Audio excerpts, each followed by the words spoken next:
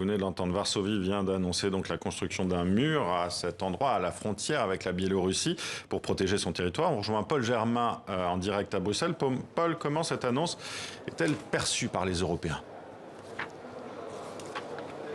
Eh bien d'abord, cette annonce n'est pas vraiment une surprise parce que le Parlement polonais avait déjà approuvé le projet de mur il y a un mois. Ce mur devrait donc faire 180 km de long, soit la moitié de la frontière avec la Biélorussie. Les travaux devraient commencer très vite, au mois de décembre, et ça va coûter 350 millions d'euros.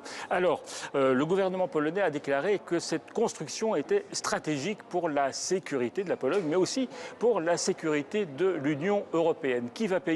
Beaucoup estimaient que la Pologne allait probablement présenter la facture à Bruxelles, mais non, le Premier ministre polonais a déclaré qu'il voulait payer ce mur de sa poche et rester maître chez lui. Mais ce qui est intéressant, c'est de voir que l'idée de mur anti-migrants commence à progresser au sein même de l'Union européenne. Une douzaine de pays réclament des murs ou des clôtures anti-migrants. Écoutez ce qu'en pense Rosa Thun. Elle est députée européenne polonaise, mais dans l'opposition.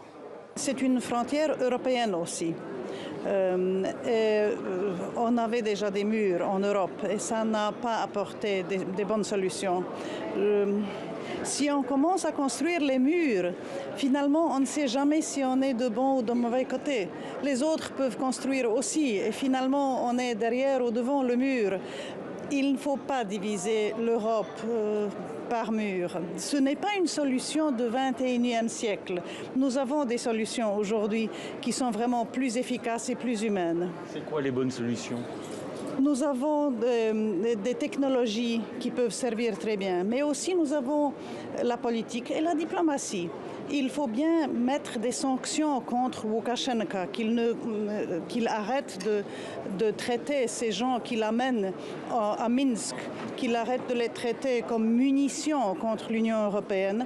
Et aussi, il faut informer dans les pays desquels viennent ces migrants qu'ils ne vont pas être bien reçus ou pas reçus du tout.